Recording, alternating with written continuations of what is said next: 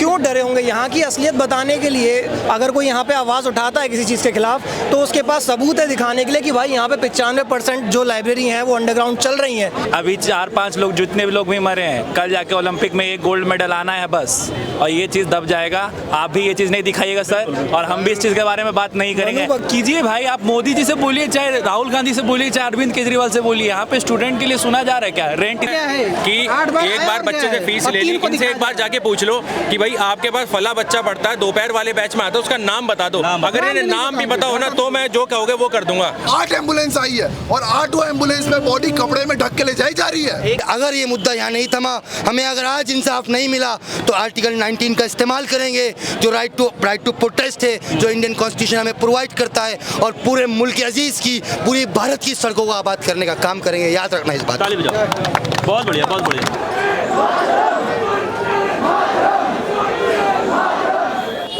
अभी कुछ देर के लिए 5 मिनट के लिए मौन रखा गया था उन सभी बच्चों के लिए जिनकी डेथ हुई है इस ट्रेजेडी में, उनकी आत्मा की शांति के लिए।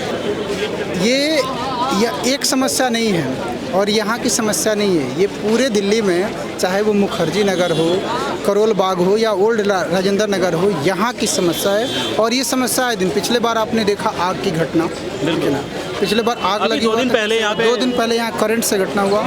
ये एक यहाँ ना ट्रेजरी बनते जा रहा है, आए दिन एक घटना होते रह रहा है और इस पर किसी का भी फोकस नहीं है, किसी का भी। चाहे आप पॉलिटिशियन की बात कर ले, ब्यूरोक्रेट्स की बात कर ले, या सोशल वर्कर की बात कर ले, या इवन की सबसे पहले जिनकी जिम्मेवारी होनी चाहिए, इंस्टीट्यूट की जिम्मेवारी होनी चाहिए। मैं भी एक इंस्टीट्यूट से जुड़ा हूँ, मैं भी इंस्टीट्यूट में हूँ, तो ये मेरी पहली जिम्मेवारी बनता है कि मैं अगर उनको नहीं, आप इंस्टीट्यूट जुड़े हुए हैं, यूपीएससी में बड़े बड़े इंस्टीट्यूट है, आप मुझे पता है, उनके जो ऑनर है, जो लीड करते हैं, उनका एक भी ट्वीट नहीं आया एज ए कॉन्डोलेंस या फिर बच्चे तुम लोग परेशान नहीं हो, हम तुम्हारे साथ हैं। इसलिए नहीं आया ना कि वो लोग उस चीज़ पे काम ही नहीं करते हैं, उनको सिर्फ अपनी फीस से मतलब है और अपने कारोबार बढ़ाने से। नहीं, सेफ्टी गाइडलाइंस होती है ना हर इंस्टीट्यूट के लिए, क्या उसको फॉलो नहीं करते? बिल्कुल नहीं करते। अगर फॉलो करते तो ये चीज़ें होता थोड़े ही। आप 2021 का MCD का रूल्स उठा कर देख लीजिए, उसमें उन्होंने क्या गाइडलाइंस दिया और देखिए यहाँ क्या हो रहा है। ये चीज़ें पुलिस एडमिनिस्ट्रेशन को दिखने, बिल्कुल सामने पुलिस स्टेशन है आपके और सामने बेसमेंट में घटना घट जा रहा है, तो इस पे क्या कहेंगे अब बताइए ना। सामने अगर यहाँ पुलिस बैठा और कोई मुझे थप्पड़ मार दे तो इस पे क्या विचार हो गया?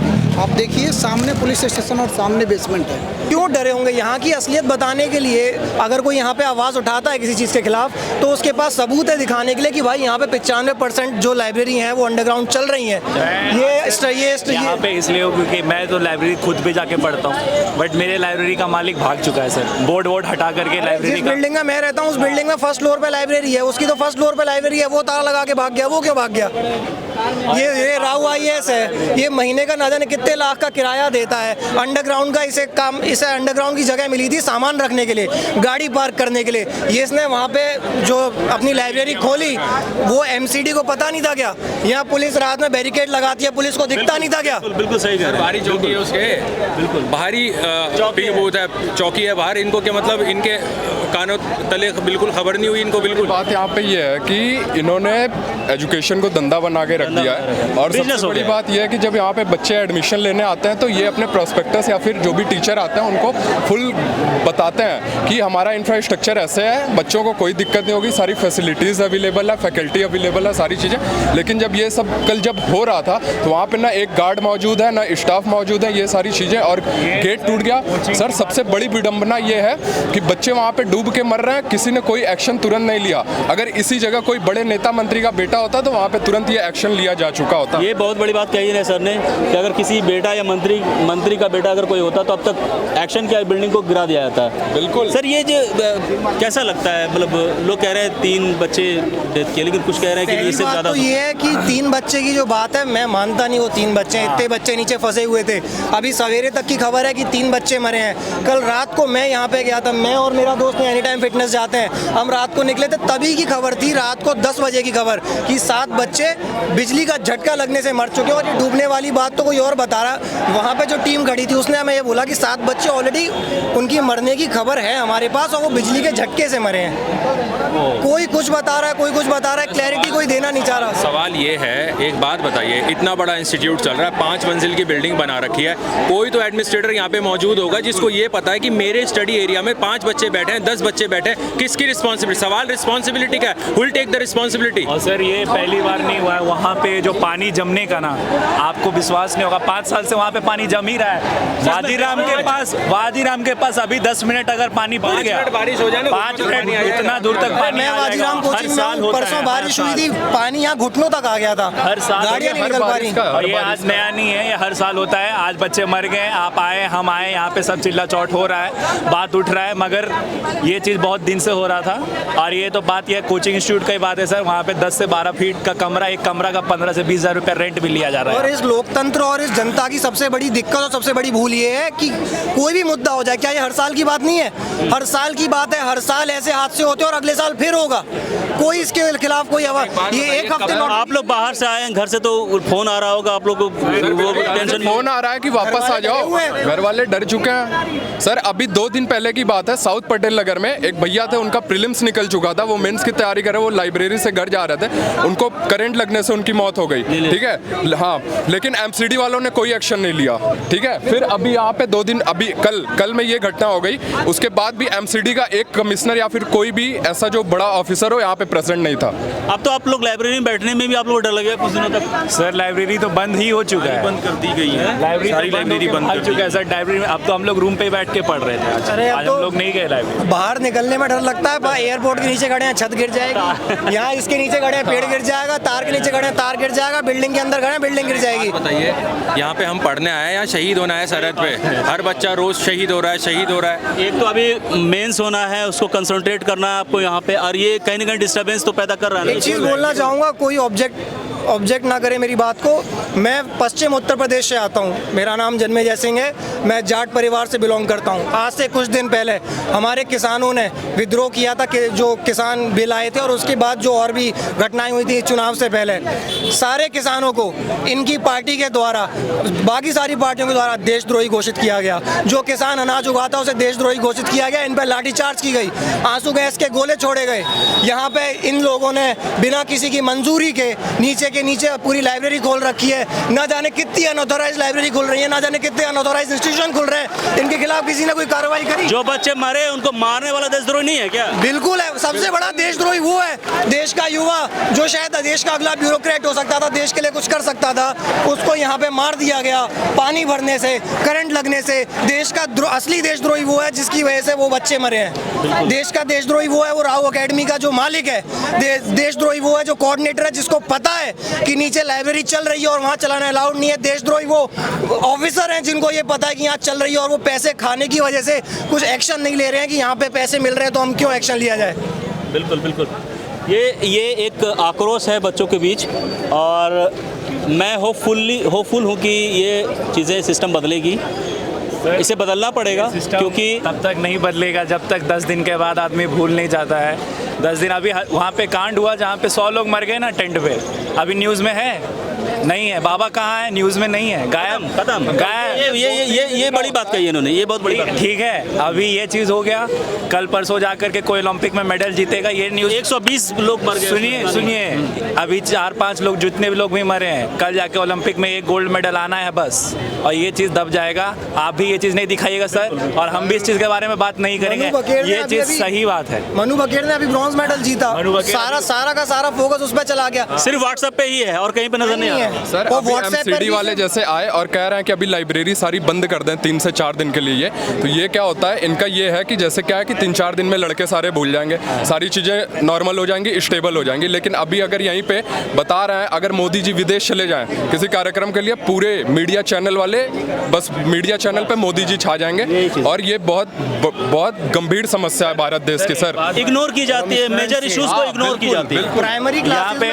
ये देखिए, हम एक बात बोलते हैं, यहाँ पे मोदी जी क्या कर रहे हैं नहीं कर रहे हैं उससे मतलब ही नहीं होना चाहिए।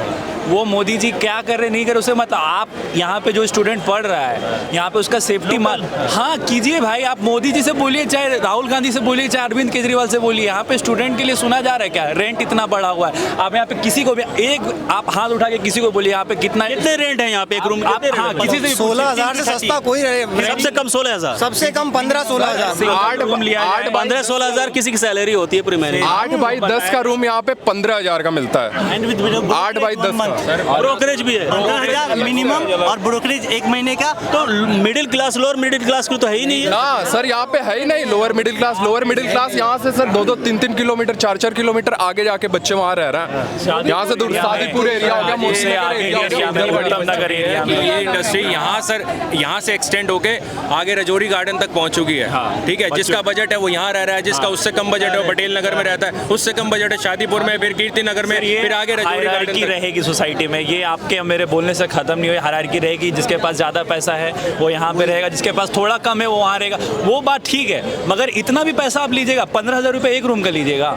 आपका माँ बाप कैसे, अब देना तो है, सोचा बच्चा फर्स्ट अटेम्प्ट में जा रहा है वहाँ पे आप मुझे ये बताइए, यहाँ पे अब भी इतनी भीड़ है, प्रशासन अब भी इतना नहीं है, यहाँ पे अब भी इतनी भीड़ है। अगर थोड़ी सी भी यहाँ पे खबर फैल जाए ना, यहाँ भगदड़ मच जाएगी, भगदड़ में और ना जाने कितने लोग मर जाएंगे। अब भी यहाँ पे कोई व्यवस्था हो तो बताइए। पीछे एक लड़की बोल भी ये बहुत टेक्निकल और पॉइंट वाली बात इन्होंने कही है और ये सही बात है।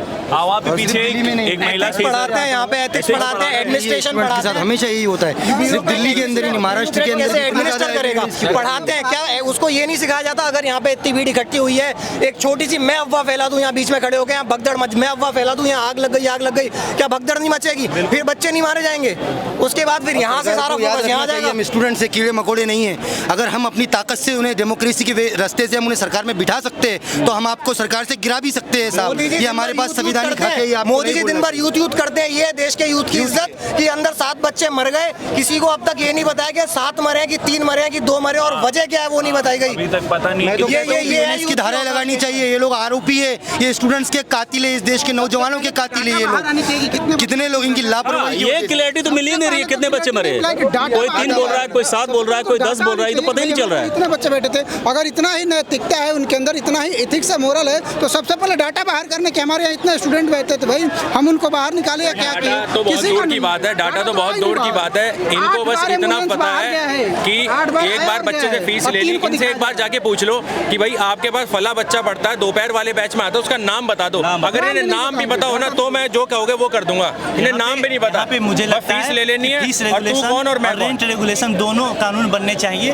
और फीस के नाम पे 2 से 2.5 से 3 लाख रुपए वसूले जा रहे हैं। आप लोगों ने जितनी बात कही सब हम दिखाएंगे, क्योंकि हम मीडिया चैनल वो जो है ना बाढ़ में या वो नहीं है। मेरा चैनल स्पेशली स्टूडेंट के लिए, यूपीएससी स्टूडेंट के लिए, ठीक है, जहाँ मैं सिर्फ टॉपर्स के इंटरव्यू लेता हूँ, उनको गाइड करता हूँ। ये वो न्यूज़ चैनल नहीं है, इसलिए हम पूरी बात जाना, मैं इवन की कोशिश कर रहा हूँ कि कितनी कैजुअलिटी हुई, ये डेटा मिलनी चाहिए जो सर ये बता रहे हैं, ये पता चलना चाहिए पब्लिक को। हम जो है ना, हम गरीब घर से आने वाले स्टूडेंट से, हम सरकारी के जो दोस्त हैं, अंबानी टाटा बिरला की औलादे नहीं है। हमारी माँ हमारे बाप घरों पे काम करते हैं, उसके बाद जाकर हम लोग अपनी फीस भर पाते हैं, और आज हमारे जान की भी अगर परवाह नहीं है तो याद रखना साहब, ये संविधानिक देश है, ये डेमोक्रेटिक कल्चर है, वोट का अधिकार हमारे पास है। फिर से 5 साल बाद वक्त आएगा जब हम आपको वोट का इस्तेमाल करके बताएंगे कि ये सरकार जो विद्यार्थियों की विरोधी सरकार है, जो महिलाओं की विरोधी सरकार है, हम आपको बराबर का बताने का काम करेंगे। और आपके यहाँ सिर्फ 4 बच्चे 5 बच्चे नहीं मरे, कई घरों की उम्मीदें मरी है साहब, कई घरों की उम्मीदें मरी है। और मैं सरकार से हाथ जोड़ के विनती करता हूँ कि आप गम तो कम नहीं कर सकते हमारे माँ बाप का, कम से कम 10 करोड़ रुपए का मुआवजा, और उन बच्चे जो मर चुके हैं उनके घर में से किसी एक को तो आप सरकारी नौकरी दीजिए, कम से कम दीजिए। समझिए अब इस बात को, हम लोग अपना हक मांग रहे हैं। और याद रखना, जुल्मी जब जब जुल्म करता है सत्ता के गलियारों से, तब तक चप्पा चप्पा गूंज उठेगा साहिब इनकलाब के नारों से। ये आप जो यहाँ देख रहे हो, ये 1000-2000 स्टूडेंट, याद रखना अगर हमें इंसाफ ना मिला, मैं महाराष्ट्र से आता हूँ, मैं दिल्ली का नहीं हूँ, मैं एज ए टूरिस्ट यहाँ आया था, लेकिन मेरा देखकर दिल दल गया साहब। मैं एक स्टूडेंट हूँ, मैं स्टूडेंट लीडर हूँ महाराष्ट्र में। और याद रखना इस बात को आप कि अगर ये मुद्दा यहाँ नहीं थमा, हमें अगर आज इंसाफ नहीं मिला तो आर्टिकल 19 का इस्तेमाल करेंगे, जो राइट टू प्रोटेस्ट है, जो इंडियन कॉन्स्टिट्यूशन हमें प्रोवाइड करता है, और पूरे मुल्क अजीज़ की, पूरी भारत की सड़कों को आबाद करने का काम करेंगे। याद रखना इस बात। बहुत बढ़िया, बहुत बढ़िया, बहुत बढ़िया, बस ये बताइए सर, आपकी डिमांड क्या? आपको आपने तो पूरा समझ गए ये बैकग्राउंड, आप क्या चाहते हैं? मैं बस इतना चाहता हूँ कि जो लोग इसके अंदर पूरी तरीके से जिम्मेदार है, मैं तो कहूँगा आरोपी हमारे कातिल है, उन्हें BNS की धारा के तहत सजाएं होनी चाहिए और 10 करोड़ रुपए का मुआवजा कम से कम सरकार ने एवरी फैमिली को देना चाहिए। अब यहाँ पे कैंडल मार्च, पीछे जा कैंडल मार्च शुरू हो चुका है और मुद्दा है एक बहुत इंपॉर्टेंट मुद्दा ये है कि जो इतने बड़े बड़े एजुकेटर्स हैं जिनका पूरे देश में नाम चलता है, लाखों करोड़ों बच्चे उन्हें हर रोज़ देखते हैं, क्या उनकी इतनी भी रिस्पॉन्सिबिलिटी नहीं बनती? भले ही वो किसी भी कोचिंग सेंटर से एक बार आकर बच्चों के साथ खड़े हो, उनकी आवाज़, उन्हें रोज़ करोड़ों बच्चे देखते हैं, रील में, यूट्यूब में, शॉर्ट्स में, हर जगह, लेकिन क्या उनकी इतनी किसी का एक सिंगल ट्वीट नहीं आया है, किसी का एक सिंगल ट्वीट नहीं आया है जो अपने आप को लीडर बनते हैं यूपीएससी का, जो अपने आप को बनते हैं महारथी यूपीएससी का, एक का भी ट्वीट नहीं है। सिर्फ सोशल मीडिया में नजर आएंगे, सिर्फ सोशल मीडिया में।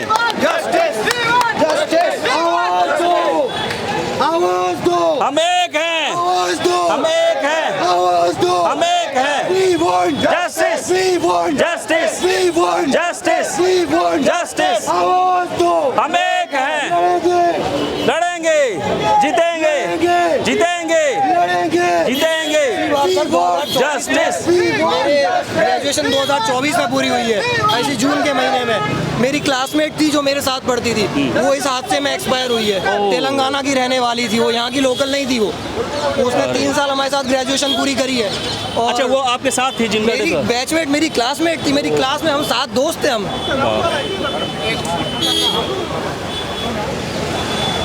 तो इस वक्त दोस्तों मैं मुखर्जी, सॉरी चैनल का नाम बता दीजिए सर, V2 मीडिया आपका तो सबसे ऊपर रहेगा। जी सर, क्या नाम बोला? WETOO। WETOO।